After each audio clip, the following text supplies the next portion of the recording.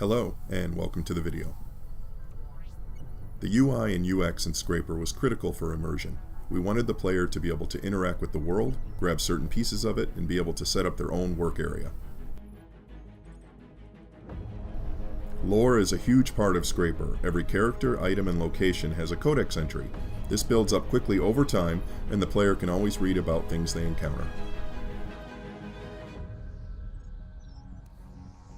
In Scraper, there is no currency, so the player must gather resources and barter with the HRF vendors for valuable materials, modifications, and consumables. VR comfort is essential. By default, the player starts with full locomotion so they can travel freely around the world.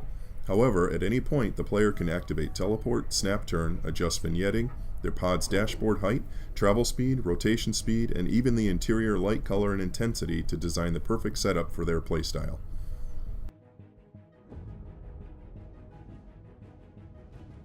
Engineering and modifications are a key part of player advancement. As you collect schematics and scavenge for parts, you'll be able to build powerful modified weapons.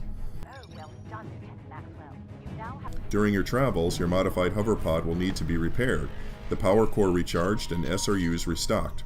All of this can be done at the maintenance pads found throughout the world.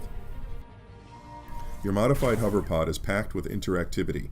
We wanted to create a powerful vehicle that players could customize by swapping out weapons, abilities like your EMP and stealth, augmentations like DPS and recharge rate boosts, and even your ultimate.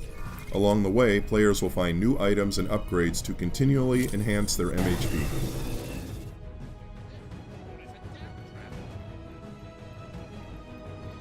When creating enemy AI in any VR game, player engagement is always a primary concern.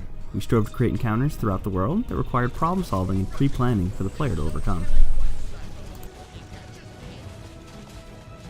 Making difficulty not just a game of numbers, focusing on proactive decision making and creating a plethora of different behaviors for the players to figure out and counter were some of the key points we focused on while developing our AI. As you go up in difficulty, you will begin to notice enemies making faster and better decisions, and it can really make you think about how you have to fight each and every one of them.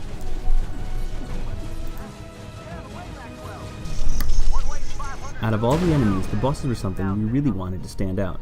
They seamlessly blend animation, voice acting, and complex AI into one system to create a memorable experience. The use of projectile prediction algorithms and environmental query systems allow us to place enemy shots and attacks right where we want them, tailoring the experience to the player.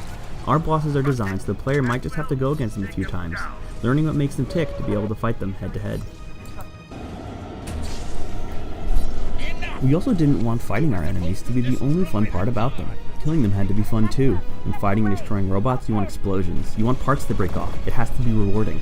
By utilizing a critical hit and bone-based destruction system, you can blow apart enemies, send their heads flying, and watch them explode as you descend down the reactor building. Watch out for flying parts though.